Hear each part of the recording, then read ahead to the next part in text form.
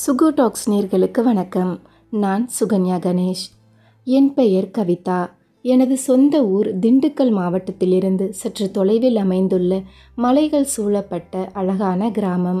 மற்ற தம்பதிகள் நினைப்பது போலத்தான் குடும்பத்திற்கு ஒரு ஆண் வாரிசு வேண்டும் என்று என் பெற்றோர்கள் முடிவு செய்ய நாங்கள் மூவரும் பெண் பிள்ளைகளாக பிறந்துவிட்டோம். நான் மூத்தவள் கவிதா. எனக்கு பிறகு மாலதி, இளமதி என்ற 2 தங்கைகள் உள்ளனர். நான் பெண் பிள்ளையாக பிறந்தது தவறல்ல. ஒரு ஆண் வாரிசு இல்லாத ஏழ்மையான குடும்பத்தில் மூத்தவளாக பிறந்துவிட்டேன். அதுதான் நான் செய்த தவறு. என்னதான் எங்கள் தாய் தந்தை இருவரும் கூலி வேலை செய்தாலும் எங்கள் படிப்பிலும் சரி உணவிலும் சரி அவர்கள் குறை வைத்ததே இல்லை என்றுதான் கூற வேண்டும்.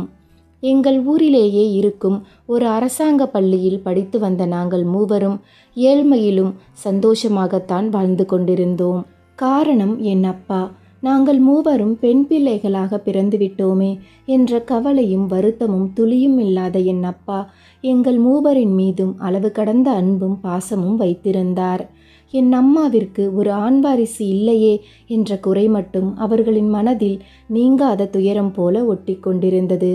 ஆனால் அந்த ஒரு நாள் எங்களின் வாழ்க்கையை தலைகீழாக புரட்டி போடும் என்று நாங்கள் துளியும் எதிர்பார்க்கவில்லை. அப்பொழுது நான் 12ஆம் வகுப்பு படித்து கொண்டிருந்த நேரம். 12ஆம் வகுப்பை முடித்த பிறகு கல்லூரி படிப்பை எங்கு படிக்கப் போகிறோம், எந்த பிரிவை எடுப்பது என்றவாறு என் தோழிகளுடன் சேர்ந்து கனவு காண ஆரம்பித்தேன். ஆனால் அது கனவாகவே போகும் என்று நான் எதிர்பார்க்கவில்லை.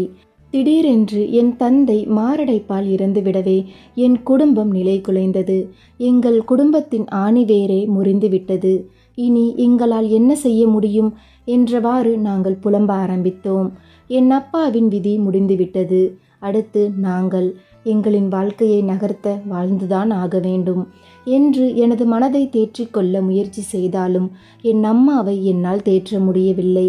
காரணம், என் அம்மாவிற்கு உலகம் என்றால் அது என் அப்பாவும் நாங்களும் தான். அப்படிப்பட்ட உலகத்தில் இன்று என் அப்பா இல்லை என்பதை அதை அவர்களால் ஏற்றுக்கொள்ள முடியவில்லை. என் அப்பா இருந்தவரை எங்களிடம் அன்பாகவும் அக்கறையாகவும் நடந்து கொண்ட எங்களின் சொந்தங்கள் இன்று எங்களை நெருங்குவது கூட இல்லை. இது மேலும் என் அம்மாவிற்கு சங்கடத்தையும் மனவலியையும் தான் அதிகப்படுத்தியது. அப்பொழுது எங்களுக்கு ஆறுதல் என்றால் அது பக்கத்து வீட்டில் வசிக்கும் என் அம்மாவின் நெருங்கிய தோழியான பங்கஜம்தான். இதோ பாரு மலரு, இன்னும் எத்தனை நாளைக்கு தான் நடந்ததை நினச்சிக்கிட்டு இப்படி உன்னையும் கஷ்டப்படுத்திக்கிட்டு உன் 3 பொண்ணுங்களையும் கஷ்டப்படுத்த போகிற சொல்லு. நடந்தது நடந்து முடிஞ்சிருச்சு. இனிமே நடக்க வேண்டியதை பற்றி யோசி மலரு. நான் தான் சின்ன வயசுலேயே புருஷனை பறி கொடுத்துட்டு இப்படி அம்மா வீடே கதின்னு கிடக்கிறேன். ஆனால் உனக்கு நல்ல வாழ்க்கை அமைஞ்சிருக்குன்னு சந்தோஷப்பட்டேன். ஆனால் விதி உன் வாழ்க்கையையும் இப்படி பாதியிலேயே முடிக்கும்னு நான் எதிர்பார்க்கவே இல்லடி. எனக்கு தான் பிள்ளைங்க இல்லை. நான் காலத்தை அப்படியே ஓட்டிக்கிட்டு இருக்கேன். ஆனால் உனக்கு அப்படி இல்லை மலரு. முத்து முத்தா 3 பொம்பளை பிள்ளைங்களை பெற்று வச்சிருக்க. அதுங்களை கரை சேர்க்கணும்னா உன் உடம்புல தெம்பு இருக்கணும். இப்படி சாப்பிடாம தண்ணி குடிக்காம நீ எத்தனை நாளைக்கு கிடப்ப? உனக்கு ஏதாவது ஆயிடுச்சுன்னா நாளைக்கு உன் பொண்ணுங்களை யார் பார்த்துப்பா? யாரை நம்பி நீ இப்படி பட்டினியாக கிடக்க? உன் சொந்தக்காரங்களை நம்பியா? சொந்த பந்தம் எல்லாருமே காசு இருக்கிற வரைக்கும் தான் மலர் வருவாங்க. அந்த காசு சம்பாதிச்சு கொடுத்தது உன் வீட்டுக்காரரு. அவர் இருந்தார், எல்லாரும் வந்தாங்க. இப்போ அவர் இல்லை, அதனால் யாரும் வரமாட்டாங்க. நடந்த எல்லாத்தையும் ஏற்றுக்கிட்டு உன்னோட குடும்பத்தை பார்க்க ஆரம்பி என்றார் பங்கஜம். அவர் பேசியது என் அம்மாவின் மனதிற்கு சற்று ஆறுதல் கொடுத்தது போல எனக்கு தென்பட்டது. உனக்கும் தான் கவிதா சொல்கிறேன், உன் குடும்பத்தை கொஞ்சம் பார்த்துக்க ஆரம்பிமா. இனிமே விளையாட்டுத்தனமாக இருக்காத. உனக்கு நான் சொல்லணும் அப்படிங்கிறது இல்லை. இந்த ஊரை பற்றியும் உலகத்தை பற்றியும் உனக்கு நல்லா தெரியும். இந்த வீட்டுக்கு ஒரு ஆண் வாரிசு வேணும்னு தான் உங்கள் அம்மா ஒவ்வொரு பிரசவத்தப்பையும் கோவில் கோவிலாக வேண்டுனா. ஆனால் விதி, நீங்கள் 3 பேருமே பொட்டை பிள்ளையாக பிறந்துட்டீங்க. ஆனாலும் உங்கள் 3 பேருக்கும் எந்த குறையும் இல்லாமல் நல்லா தான் வளர்த்தா. விதி மறுபடியும் விடலை. உங்கள் அப்பாவையும் அந்த கடவுள் கூப்பிட்டுட்டாரு. இப்போ நீதாம்மா இந்த குடும்பத்தோட ஆண் வாரிசாக இருந்து உங்கள் அம்மாவையும் 2 தங்கச்சிங்களையும் பார்த்துக்கணும். இப்போ இந்த குடும்பத்தோட பொறுப்பு உன் தலையில் இருக்குது. எந்த சொந்த பந்தமும் செய்யும்னு எதிர்பார்த்து நிற்காத கவிதா. யாரையும் நம்ம குறை சொல்லவும் முடியாது. ஏன்னா அவங்களுக்கு அவங்கவங்க குடும்பம்தான் முக்கியம். அடுத்தவங்க குடும்பம் எக்கேடு கெட்ட என்னன்னு தான் நினைப்பாங்க. உங்கள் அப்பா போனதுல இருந்து உங்கள் அம்மாவுக்கு அடிக்கடி உடம்பு சரியில்லாமல் போகுது. திடீர்னு உங்கள் அப்பா இறந்ததை உங்கள் அம்மாவால் ஏற்றுக்க முடியலை. உன்னோட அம்மாவுக்கும் சரி உன் தங்கச்சிக்கும் சரி இனிமே நீதாம்மா ஆறுதல். இவ்வாறு அவர்கள் பேசிவிட்டு போன பிறகுதான் எனக்கு பல உண்மைகள் புரிந்தது. எங்கள் குடும்பத்தில் நாங்கள் நால்வரும் தான். இனி எங்களின் வாழ்க்கையை நாங்கள் தான் வாழ்ந்தாக வேண்டும். எவர் உதவியும் எதிர்பார்த்து இருக்கக்கூடாது என்பதை அவர் புரிய வைத்து விட்டார். அப்பொழுதிலிருந்து என் அம்மா மெல்ல மெல்ல தேறி வர ஆரம்பித்தார். என் தங்கைகள் இருவரும் 9ஆம் வகுப்பு 10ஆம் வகுப்பு என படித்து கொண்டிருந்த நேரம்.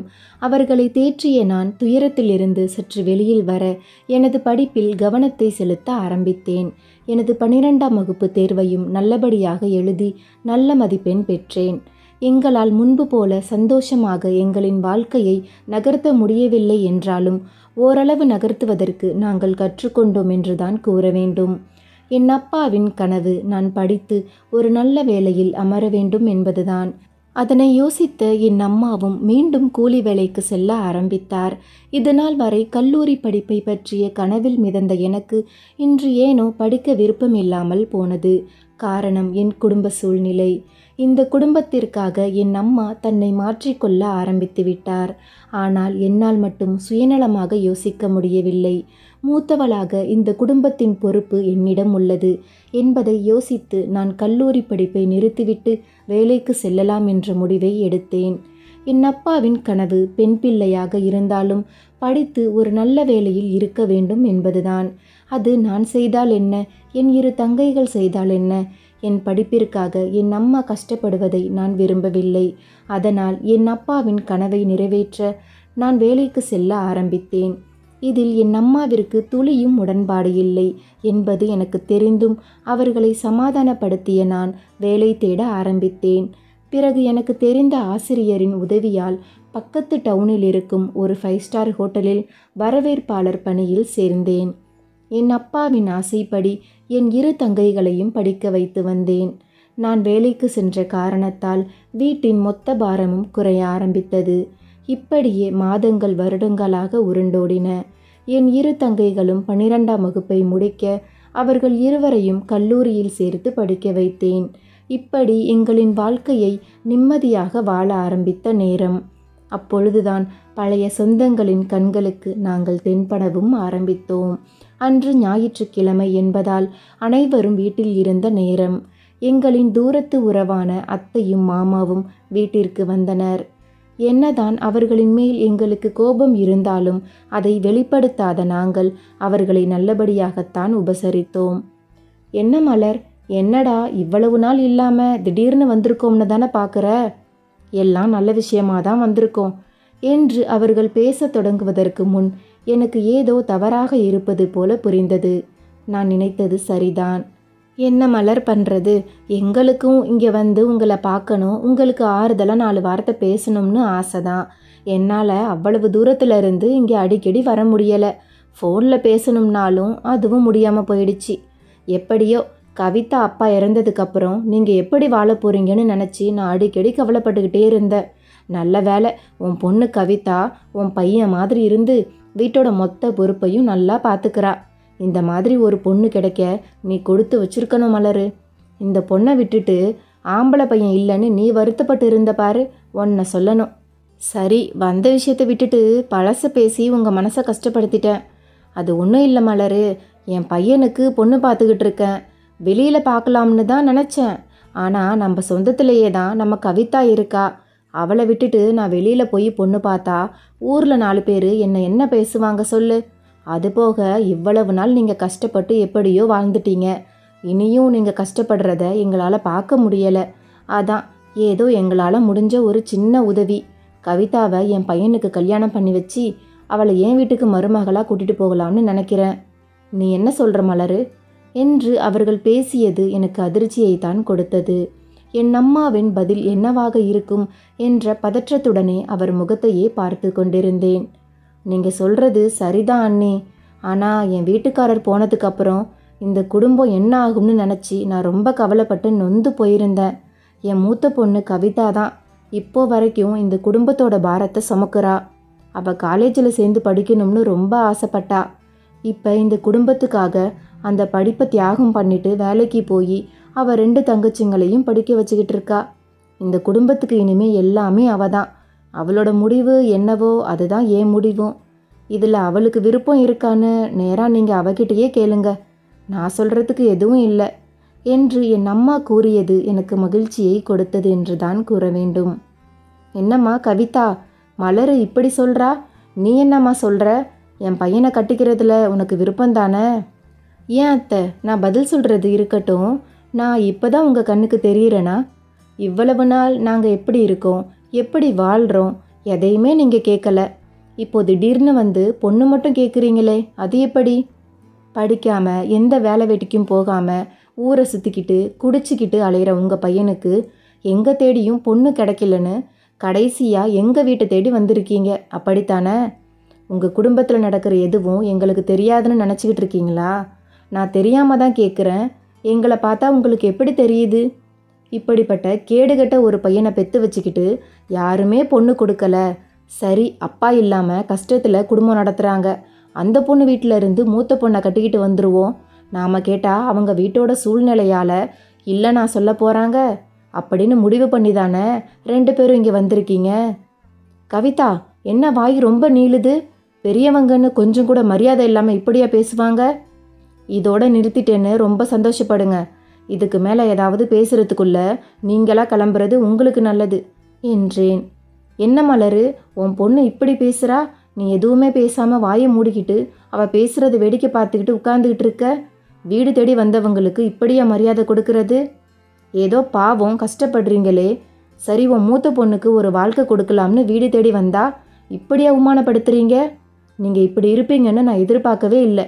உங்களையும் மனுஷங்களாக மதித்து வந்தேன் பாரு, எங்களை சொல்லணும் என்ற என் அத்தையும் மாமாவும் கோபத்துடன் அங்கிருந்து நகர்ந்தனர்.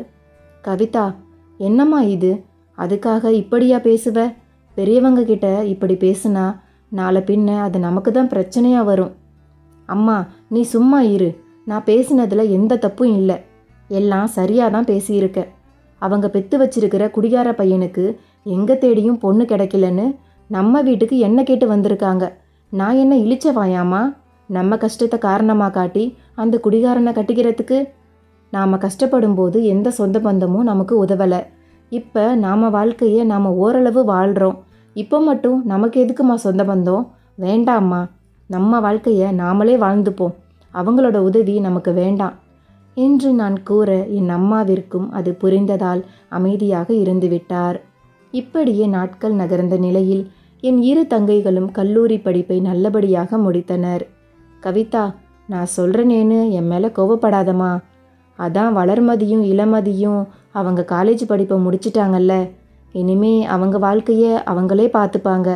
நீ உனக்குன்னு ஒரு வாழ்க்கையை அமைச்சு கொள்ள வேண்டிய நேரம் வந்துருச்சுமா. நீ ஊன்னு சொன்னால் உனக்கு ஒரு நல்ல மாப்பிள்ளைய பார்க்க ஆரம்பிச்சிருவேன். என்னம்மா சொல்கிற என்ற என் அம்மாவிடம், அம்மா என் கல்யாணத்துக்கு இப்போ என்ன அவசரம்? 2 பேரும் இப்போ தானே காலேஜ் முடிச்சிருக்காங்க. அவங்க 2 பேருக்கும் ஒரு நல்ல வேலை கிடைக்கட்டும், அதுக்கப்புறம் என் கல்யாணத்தை பற்றி யோசிக்கலாம் என்றேன். என்ன பேசுகிற கவிதா நீ? உனக்கு வயசாகிட்டே போகுது. இன்னும் எத்தனை வருஷத்துக்கு தான் இந்த வீட்டோட பாரத்தை சுமந்துக்கிட்டே இருப்ப? போதும் கவிதா, இப்போ மாப்பிள்ளை பார்க்க ஆரம்பித்தாதான் சரியாக இருக்கும். அதுக்குள்ளே எப்படியும் அவங்க 2 பேருக்கும் வேலை கிடச்சிரும். நான் சொல்கிறத கேளு கவிதா. என்னம்மா பேசுகிறீங்க நீங்கள்? நான் என்னமோ வேணும்னு கல்யாணம் வேண்டாம்னு சொல்கிற மாதிரி சொல்கிறீங்க. இப்போ எனக்கு கல்யாணம் பண்ணுறதுக்கு பணத்துக்கு எங்கே போவீங்க? வர்ற மாப்பிள்ளைங்க ஒழுங்காக இருந்தாலும் அவங்க வீட்டில் உள்ளவங்க நிச்சயமாக இத்தனை பவுனு வேணும் அத்தனை பவுனு வேணும்னு கேட்பாங்க. அதுக்கு எல்லாம் எங்கே போவீங்க? ஒருவேளை நான் கல்யாணமாகி போயிட்டா அதுக்கப்புறம் நீங்கள் தனியாக தங்கச்சிங்களுக்கு எப்படி கல்யாணம் பண்ணி வைப்பீங்க? நான் கல்யாணம் பண்ணிக்கவே மாட்டேன்னு சொல்லலை, இப்போ வேண்டாம்னு தான் சொல்கிறேன். தங்கச்சிங்களும் இப்போ தான் படிப்பு முடிச்சிருக்காங்க. அவங்க வேலைக்கு போகணும், சம்பாதிக்கணும். அதுக்கப்புறம் நாங்கள் 3 பேரும் சேர்ந்து சம்பாரித்து ஒரு சேவிங்ஸ் பண்ணதுக்கு அப்புறமா கல்யாண பேச்சு ஆரம்பித்தா நல்லா இருக்கும்னு தான் சொல்கிறேன். நீ சம்பாரித்து தான் உனக்கு கல்யாணம் பண்ணணும்னா அதுக்குள்ளே உனக்கு வயசாயிடும் கவிதா. அதுக்காக இந்த காலத்தில் பணமே வாங்காமல் பொண்ணு மட்டும் வந்தால் போதும்னு யாருமா நினைக்கிறா? நான் அப்படி சொல்லலடி, நமக்குன்னு 100 குழி நிலம் இருக்குது, அதை விற்றுட்டு உனக்கு கல்யாணம் பண்ணலாம்னு தான் சொல்கிறேன். என்னம்மா பேசுகிறீங்க நீங்கள்? நமக்குன்னு சொத்து இருக்குன்னா அது இந்த வீடும் அந்த 100 குழி நிலமும் தான். அதையும் வித்துட்டு தான் கல்யாணம் பண்ணணும்னா அப்படிப்பட்ட கல்யாணமே எனக்கு வேண்டாமா. அந்த நிலத்தை எனக்காக விற்றீங்கன்னா நாளைக்கு நம்ம தங்கச்சிங்களுக்கு என்னம்மா பண்ணுவீங்க? அவங்க கல்யாணத்துக்கு உங்களால் என்ன பண்ண முடியும்? அவங்க சம்பாதிச்சதுக்கு அப்புறம்தான் கல்யாணம் பண்ணணும்னு நீங்கள் சொன்னீங்கன்னா அதுக்குள்ளே அவங்களுக்கும் என்ன மாதிரி வயசாயிடாதா? போதும்மா, நான் ஒருத்தி கஷ்டப்படுறதே போதும். அவங்க 2 பேருமாச்சும் நல்லா இருக்கட்டும். இல்லை கவிதா, அந்த நிலம் உன்னோட கல்யாணத்துக்குன்னு அப்பா ஏற்கனவே என்கிட்ட சொல்லி வச்சது தான். என்னைக்கா இருந்தாலும் அந்த இடத்த விற்று தான் உனக்கு கல்யாணம் பண்ணணும்னு இருந்த. ஆனால் நீ தான் உன் தங்கச்சிங்களை மேலே படிக்க வச்சதுக்கு அப்புறம்தான் கல்யாணம் பண்ணிப்பேன்னு சொன்ன. அதனால தான் இவ்வளவு நாள் நான் அமைதியாக இருந்தேன். இதோ பாருமா, தங்கச்சிங்க 2 பேரும் சம்பாதிக்க ஆரம்பிக்கட்டும். நானும் அவங்க கூட சேர்ந்து சம்பாதிக்கிறேன். அதுபோக நான் கல்யாணமாகி இன்னொரு வீட்டுக்கு போக விரும்பலம்மா. எனக்கு நீங்கள் கல்யாணம் பண்ணுறதா இருந்தால் வீட்டோட மாப்பிள்ளையாக பார்த்து கல்யாணம் பண்ணுங்க. வர்ற பையன் வசதியாக இருக்கணும்னு அவசியம் இல்லை. நிறைய சொந்த பந்தமும் இருக்கணுங்கிற அவசியமும் இல்லை. அன்பானவனாகவும் அக்கறையானவனாகவும் இருந்தால் போதும். நம்மளையும் நம்ம குடும்பத்தையும் பாசத்தோடு பார்த்துக்கிறவனா இருந்தால் போதும். இந்த வீட்டுக்கு ஆண் வாரிசு இல்லையேன்னு நீங்கள் எத்தனை தடவை வருத்தப்பட்டிருப்பீங்க. இப்போ ஒரு ஆண் வாரிசாக இருந்து நான் தானே எல்லாத்தையும் பார்த்துக்கிறேன்னு சொல்கிறீங்க. அப்படிப்பட்ட நானே கல்யாணமாகி வேறு வீட்டுக்கு போயிட்டா நாளைக்கு உங்களை யாரும்மா பார்த்துப்பா? தங்கச்சிங்க 2 பேரையும் ஒரு நல்ல இடத்துல கட்டி கொடுத்துடலாம். ஆனால் நான் நிச்சயமாக உன்னை விட்டு போக மாட்டேம்மா. தயவு செஞ்சு இந்த விஷயத்தில் என்னோட முடிவை ஏற்றுக்கோங்க என்று நான் கூற என் அம்மாவின் முகத்தில் வாட்டம் மட்டுமே தென்பட்டது. ஆனால் மேற்கொண்டு என்னிடம் அவர்களால் எதுவும் பேச முடியவில்லை. இப்படி இருக்க மறுநாள் என் 2 தங்கைகளும் மீண்டும் எனது திருமண பேச்சை தொடர்ந்தனர். அக்கா, அம்மா நேற்று நீங்கள் பேசின எல்லா விஷயத்தையும் எங்ககிட்ட சொன்னாங்க. என்னக்கா இது? ஏன் இப்படி ஒரு முடிவு எடுத்திருக்கீங்க? நீங்கள் வீட்டோட மாப்பிள்ளை பார்த்து இங்கே இருக்கணும், நாங்கள் மட்டும் கல்யாணமாகி வேறு வீட்டுக்கு போகணும்னு எப்படி நீங்கள் நினச்சிங்க? சின்ன வயசில் இருந்து எங்களை படிக்க வைக்கவும் இந்த குடும்பத்துக்காகவும் நீங்கள் எவ்வளவு கஷ்டப்படுறீங்க. உங்கள் படிப்பையும் தியாகம் பண்ணீங்க. இப்படி உங்கள் கஷ்டத்தை பார்த்து வளர்ந்தவங்க நாங்கள்.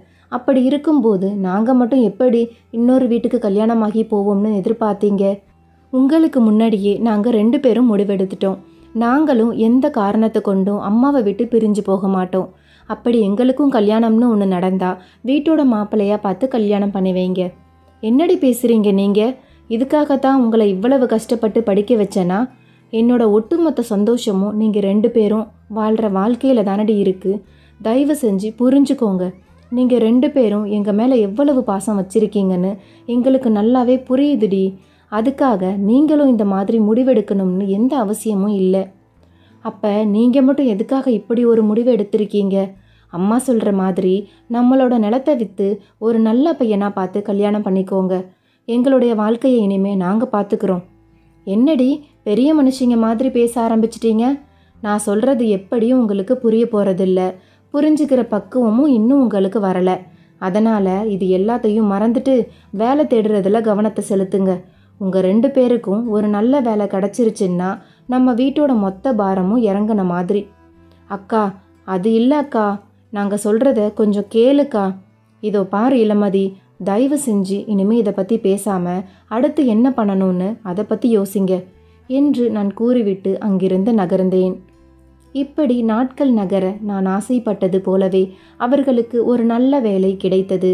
நாங்கள் மூவரும் வேலைக்கு சென்ற பணத்தை சேமிக்க தொடங்கினோம். மறுபக்கம் என் அம்மா என் விருப்பப்படி வீட்டோட மாப்பிள்ளை பார்க்கவும் ஆரம்பித்தார். அன்று என் வாழ்க்கையில் ஒரு மாற்றம் நிகழப்போகிறது என்பது எனக்கு தெரியவில்லை. பக்கத்து வீட்டில் இருக்கும் என் அம்மாவின் நெருங்கிய தோழியான பங்கஜம் வீட்டிற்கு ஒரு பெண் குழந்தை வந்தது. அழகான வசீகர முகம், பார்ப்பதற்கு ஒரு குட்டி தேவதை போன்று இருந்தாள். பங்கஜம், யாரோட குழந்தை இது என்று என் அம்மா விசாரிக்க அவர் கூறியது எங்கள் இருவருக்கும் அதிர்ச்சியை அளித்தது. இவ என் ஒன்று விட்ட அக்கா பையனோட குழந்தை தான். பாவம், அம்மாவை பறி கொடுத்துட்டு இப்போ பார்த்துக்க கூட ஆள் இல்லாமல் தவிக்குது. ஏன், என்னாச்சு பங்கஜம்? அதை ஏன் கேட்குற மலரு? அது ஒரு பெரிய கதை.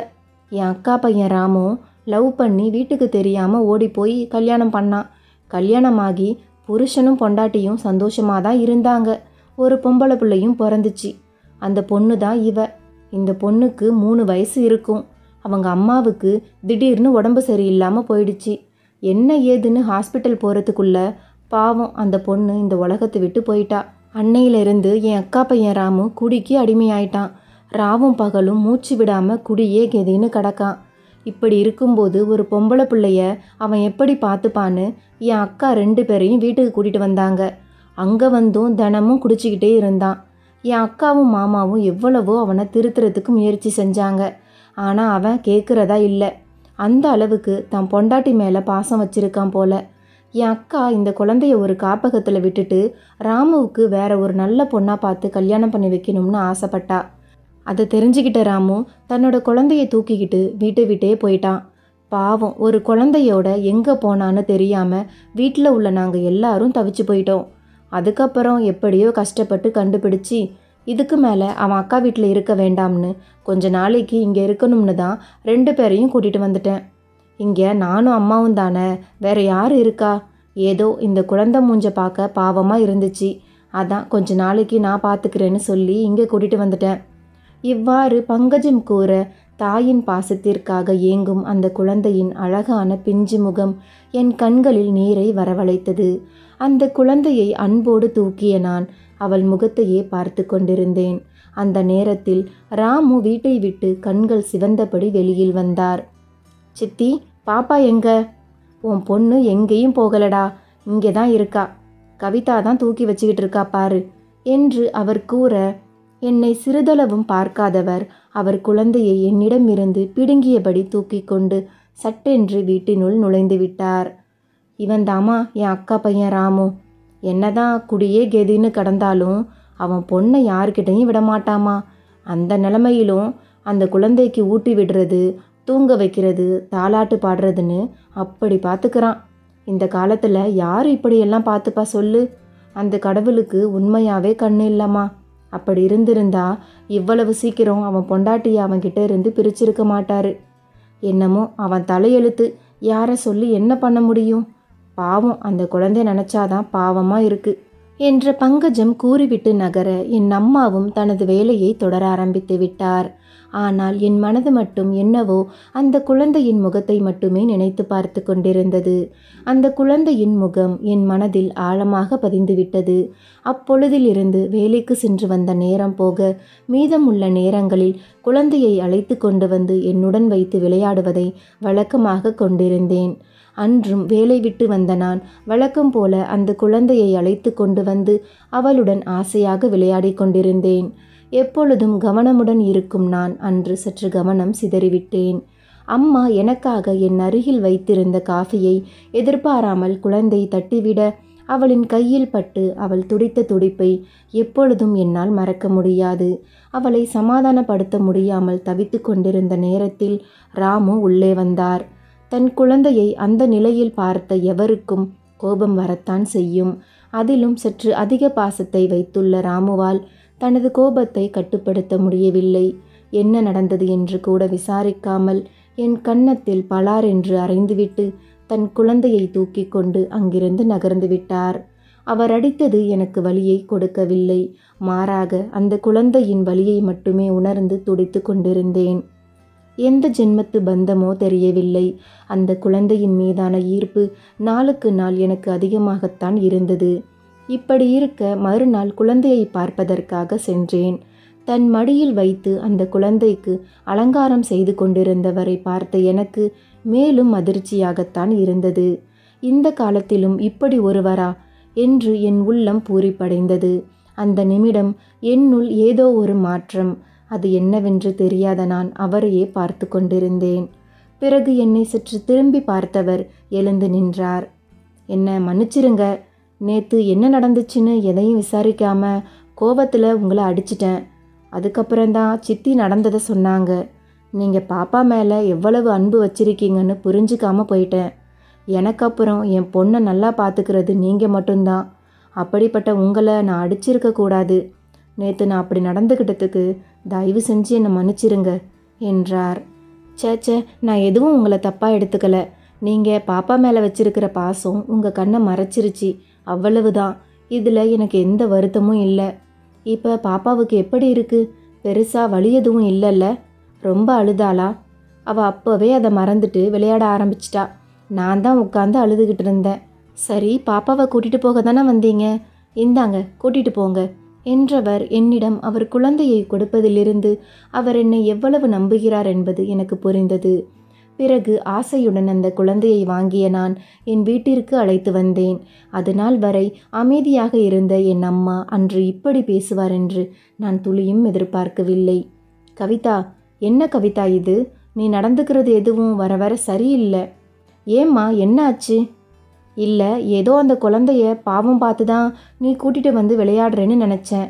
ஆனால் எப்பொழுதும் குழந்தை குழந்தைன்னு சொல்கிறது எனக்கு என்னமோ சரியாக தோணலை. நீ வயசு பொண்ணு, உனக்கு நான் மாப்பிள்ளை பார்க்க வேற ஆரம்பிச்சிட்டேன்.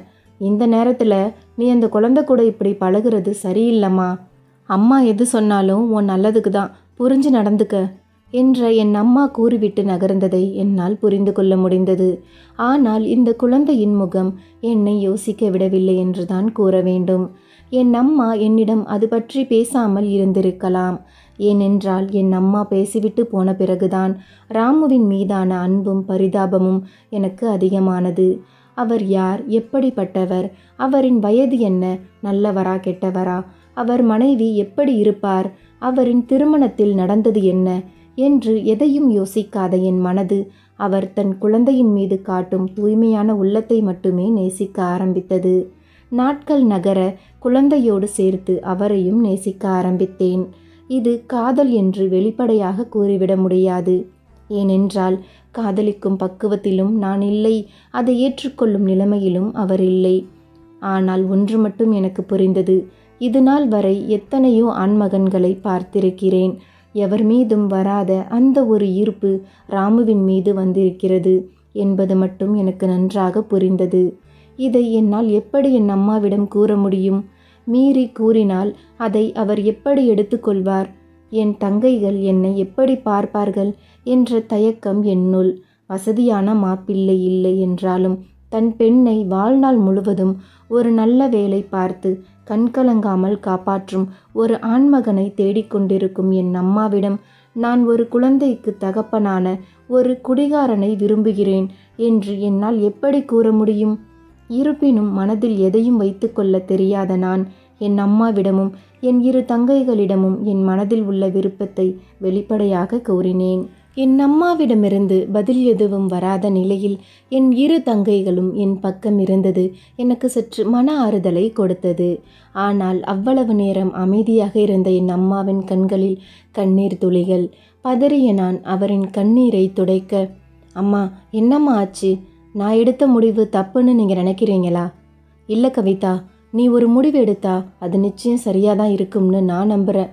ஆனால் உன்னோட கல்யாண விஷயத்தில் மட்டும் ஏன் இப்படி ஒரு முடிவு எடுத்திருக்கேன்னு தாம்மா தெரியலை. நான் என்னம்மா அப்படி பெருசாக ஆசைப்பட்டேன்? எல்லாரும் மாதிரியும் உனக்கு ஒரு நல்ல பையனாக பார்த்து கல்யாணம் பண்ணி கொடுக்கணும்னு தானே ஆசைப்பட்டேன். ஆனால் இப்படி ஏற்கனவே கல்யாணமாகி குழந்தையோடு இருக்கிறவரை தான் கல்யாணம் பண்ணிப்பேன்னு சொன்னா ஒரு அம்மாவா எப்படி என்னால் தாங்கிக்க முடியும் சொல்லு?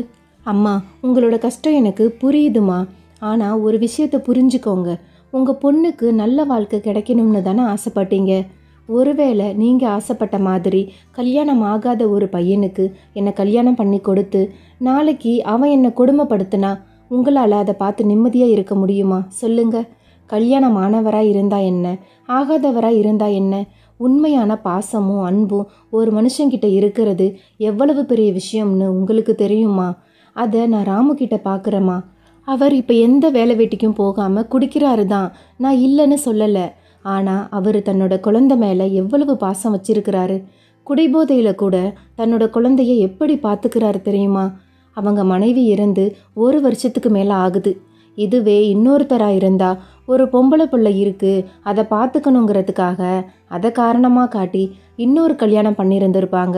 ஆனால் தன்னோட மனைவி மேலே வச்சிருக்கிற அன்பால் அவர் எந்த பொண்ணையும் ஏறெடுத்து பார்க்காம தன்னுடைய குழந்தைய தன்னால் வளர்க்க முடியும்னு இப்போ வரைக்கும் உறுதியாக நிற்கிறாரு. ஏன் என் முகத்தை கூட அவர் நிமிர்ந்து பார்த்து பேசினதே இல்லைம்மா. இப்படிப்பட்ட ஒருவர் கிடைக்க நான் தான் கொடுத்து வச்சிருக்கணும். நான் சொல்கிறது உங்களுக்கு புரியும்னு நினைக்கிறேன். நான் உங்களை கட்டாயப்படுத்தலை, என்னோட விருப்பத்தை உங்ககிட்ட சொல்கிறேன். உங்களுக்கு விருப்பம்னா என்னை அவருக்கு கல்யாணம் பண்ணி வைங்க. கல்யாணத்துக்கு அப்புறம் கண்டிப்பாக அவரை திருத்துவேன்னு எனக்கு நம்பிக்கை இருக்குது. ஒருவேளை உங்களுக்கு விருப்பம் இல்லைன்னா நீங்கள் யாரை காட்டுறீங்களோ அவரையே கட்டிக்கவும் நான் தயாராகதாம்மா இருக்கேன். என்று கூறிய நான் என் அம்மாவின் பதிலை எதிர்பார்க்காமல் அங்கிருந்து நகர்ந்தேன். மறுநாள் எங்கள் வீட்டிற்கு வந்த பங்கஜம் வந்ததும் வராததுமாக என்னை கட்டி அணைத்து தனது நன்றியை தெரிவித்தார். அம்மா கவிதா, ரொம்ப சந்தோஷமா இருக்குமா. நீ ராமுவை கல்யாணம் பண்ணிக்கணும்னு ஆசைப்படுறதா மலர் சொல்லும்போது எனக்கு எவ்வளவு சந்தோஷமா இருந்துச்சுன்னு தெரியுமா.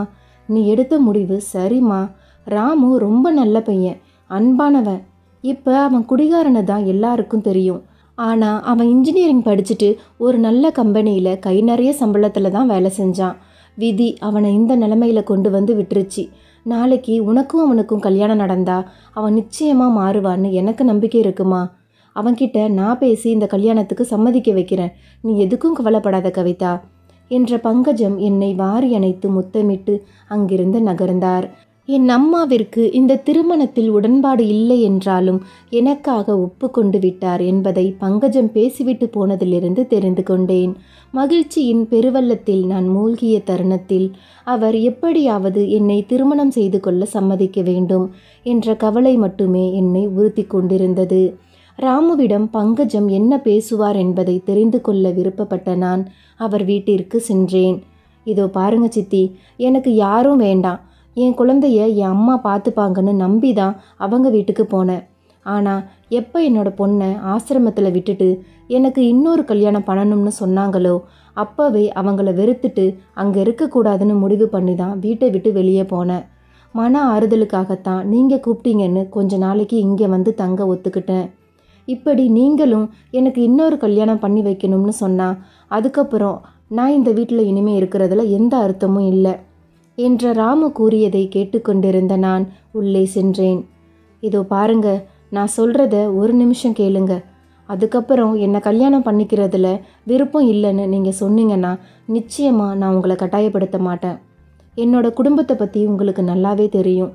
பங்கஜம் அக்கா எல்லாத்தையுமே உங்ககிட்ட சொல்லியிருப்பாங்கன்னு நினைக்கிறேன். உங்களை பார்த்து மயங்கி உங்களை கல்யாணம் பண்ணிக்கணும்னு நான் விரும்பலை.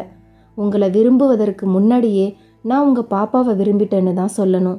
அவள் இல்லாமல் என்னால் இருக்க முடியாதுன்னு தோணுச்சு. அவள் கூட நான் இருக்கணும்னா உங்களை கல்யாணம் பண்ணியாகணும். இப்போ கூட நீங்கள் நல்லவரா கெட்டவரா உங்களை பற்றி எதுவும் எனக்கு தெரியாது. ஆனால் நீங்கள் பாப்பா மேலே எவ்வளவு அன்பும் பாசமும் வச்சுருக்கீங்க அப்படிங்கிறது மட்டும் எனக்கு நல்லாவே புரியுது.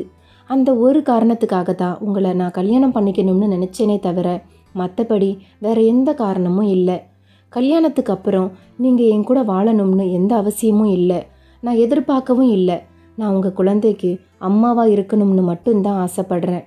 அதுக்கு மட்டும் ஒத்துப்பீங்களா என்றேன். டேய் ராமு, நீ நல்லவன் தான், இல்லைன்னு சொல்லலை. ஆனால் மற்றவங்களோட பார்வைக்கு நீ இப்போ ஒரு குடிகாரன். கல்யாணமாகி ஒரு குழந்தையோட இருக்க. இப்படிப்பட்ட உன்னை எந்த பொண்ணுக்குடா பிடிக்கும்?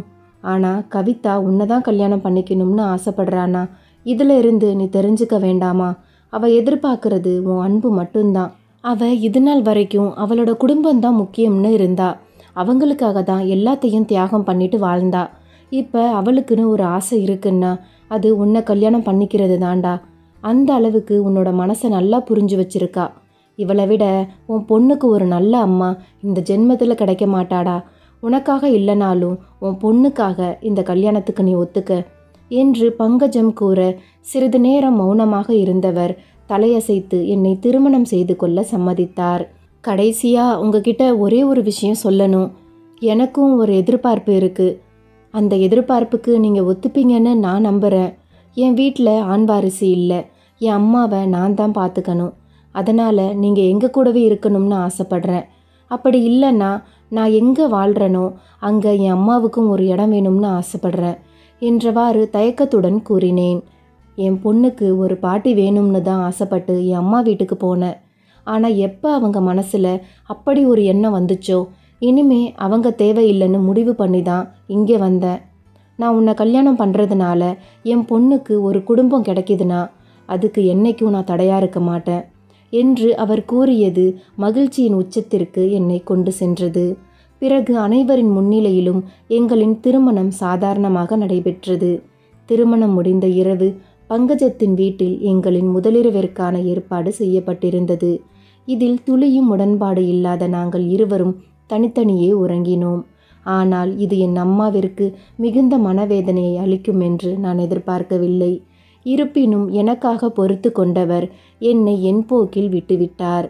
நாட்கள் நகர ராமு மதுவை சிறிது சிறிதாக நிறுத்திவிட்டு வேலையில் கவனம் செலுத்த ஆரம்பித்தார்.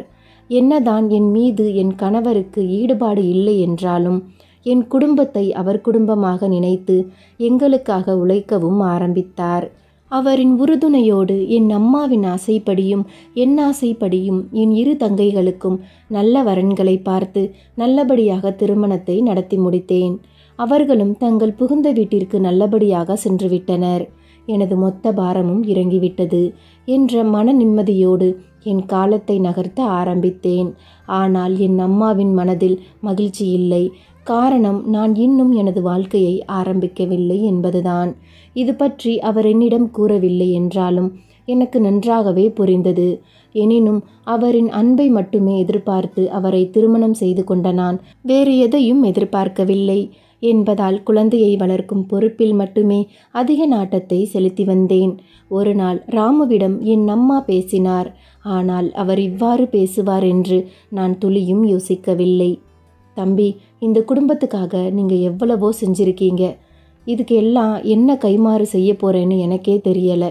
இவ்வளவு நாள் என் பொண்ணு தான் இந்த குடும்ப பாரத்தை சுமந்தா. அவளை கல்யாணம் பண்ணிக்கிட்ட காரணத்துக்காக நீங்களும் இந்த குடும்பத்தை உங்கள் குடும்பமாக நினச்சி பார்த்துக்கிட்டீங்க. என் மற்ற 2 பொண்ணுங்களுக்கும் சிறப்பாக கல்யாணம் பண்ணி வச்சிங்க. நானாக பார்த்து என் பொண்ணுக்கு கல்யாணம் பண்ணி வச்சிருந்தா கூட உங்களை மாதிரி ஒரு பையன் கிடச்சிருக்க மாட்டார் தம்பி. என் பொண்ணு எடுக்கிற முடிவு என்னைக்கும் சரியாக தான் இருக்கும். உங்களுக்கு நான் என்னென்னைக்கும் கடன் பட்டிருக்கேன். ஆனால் என் மனசில் ஒரே ஒரு கவலை தான் தம்பி. அதை மனசு விட்டு பேசணும்னு தான் இன்றைக்கி உங்ககிட்ட பேசிக்கிட்டு இருக்கேன். எதா இருந்தாலும் சொல்லுங்க அத்தை, என்னால் முடிஞ்ச உதவியே செய்கிறேன் என்ற ராமுவிடம். எல்லா பாரமும் குறைஞ்சதுக்கப்புறம் நான் உங்ககிட்ட வேற என்னப்பா கேட்க போகிறேன். கவிதா ரொம்ப பாவம் தம்பி. அவள் பெரிய பெரிய படிப்பெல்லாம் படித்து பெரிய பெரிய வேலைக்கு போகணும்னு ஆசைப்பட்டா. விதி அவங்க அப்பா இறந்ததுக்கப்புறம் அவள் படிப்பை நிறுத்திட்டு அவள் தங்கச்சிங்களுக்காக வேலைக்கு போக ஆரம்பித்தா. அவளுக்குன்னு பெருசாக ஆசை எதுவும் இல்லை தம்பி. அவள் மொத ஆசைப்பட்டு கேட்டது உங்களை கல்யாணம் பண்ணிக்கணும்னு தான். அவளுக்காக தான் நாங்கள் யாரும் மறுப்பு சொல்லாமல் ஒத்துக்கிட்டோம். அவளும் அவள் ஆசைப்பட்ட மாதிரி உங்களை கல்யாணம் பண்ணிக்கிட்டு உங்கள் பொண்ணுக்கு உண்மையான அம்மாவாக மாறிட்டா. ஆனால் நீங்கள் இன்னும் அவளை உங்கள் மனைவியாக ஏற்றுக்கலையே தம்பி. என்ன இருந்தாலும் என் பொண்ணுக்கு கல்யாணமாகி இத்தனை வருஷம் ஆகுது. இன்னும் அவள் வாழ்க்கையை வாழ ஆரம்பிக்கலை. ஒரு அம்மாவா என்னோட கவலை உங்களுக்கு புரியும்னு நினைக்கிறேன். நான் உங்ககிட்ட கையெடுத்து கும்பிட்டு கேட்குறேன். அவள் வாழ்க்கையை நாசமாக்கிடாதீங்க தம்பி. அவள் வாழணும். நீங்கள் தான் அவளை வாழ வைக்கணும். ஐயோ அத்தை, ஏன் இப்படியெல்லாம் பேசி என்னை கஷ்டப்படுத்துகிறீங்க? இல்லை தம்பி, என் மனசில் உள்ளதை உங்ககிட்ட கொட்டணும்னு ஆசைப்பட்டேன். கொட்டிட்டேன். இனி முடிவை நீங்கள் தான் எடுக்கணும் என்று கூறிவிட்டு என் அம்மா அங்கிருந்து நகர்ந்தார். இவர்கள் இருவரும் பேசிக்கொண்டிருப்பதை கவனித்து கொண்டிருந்த நான் அவர்கள் பார்க்காதவாறு அங்கிருந்து நகர்ந்தேன். என் அம்மாவின் ஆசை என் மனதை காயப்படுத்தினாலும் என்னால் அவர் மனதை காயப்படுத்த முடியவில்லை. அன்று இரவு உறங்க சென்ற நான் ராமுவிற்காக காத்திருந்தேன். வெகு நேரமாகியும் அவர் வரவில்லை என்ற பதற்றம் அதிகரிக்க உறங்காமல் விழித்து கொண்டிருந்தேன். சிறிது நேரத்திற்கு பிறகு அளவான மதுபோதையில் ராமு வீட்டிற்கு வந்தார். அதை பார்த்த எனக்கு பதற்றமும் பயமும் தான் அதிகரித்தது. என்னாச்சு? ஏன் மறுபடியும் குடிச்சிங்க? ஏதாவது பிரச்சனையா என்றவாறு நான் நடுக்கத்துடன் கூற என் அறைக்கு வந்தவர் குழந்தையை தூக்கி கொண்டு என் அம்மாவிடம் கொடுத்து உறங்க வைக்குமாறு கூறிவிட்டு மீண்டும் அறைக்கு வந்தார். உன்கிட்ட நிறைய விஷயம் பேசணும் கவிதா. உன் கண்ணை பார்த்து பேச எனக்கு தைரியம் இல்லை. அதனால தான் இப்படி வந்தேன். இன்னும் சொல்லப்போனா இப்போ எனக்கு பேசவும் வார்த்தைகள் வரல என்றவர் திடீரென்று என்னை கட்டி அணைக்க என் உடல் படபடத்தது. ஏன் என்று தெரியவில்லை. என் கண்களில் கண்ணீர் துளிகள். அதை தன் கைகளால் துடைத்தவர் என்னை மேலும் இறுக அணைத்தார். அவரின் அந்த அன்பான அரவணைப்பில் நான் பிறந்ததற்கான பலன் கிடைத்தது போல இருந்தது எனக்கு. இந்த இரவு இப்படியே நீளக்கூடாதா என்ற எண்ணம் எனக்குள் வர நானும் அவரை கண்ணீருடன் அணைத்தேன். என் அம்மாவின் விருப்பப்படி என் வாழ்க்கையையும் நான் வாழ ஆரம்பித்தேன். இந்த ஸ்டோரி பற்றின கருத்துக்களை கமெண்டில் சொல்லுங்கள். அடுத்து ஒரு நல்ல கதையில் பார்க்கலாம். தேங்க்யூ.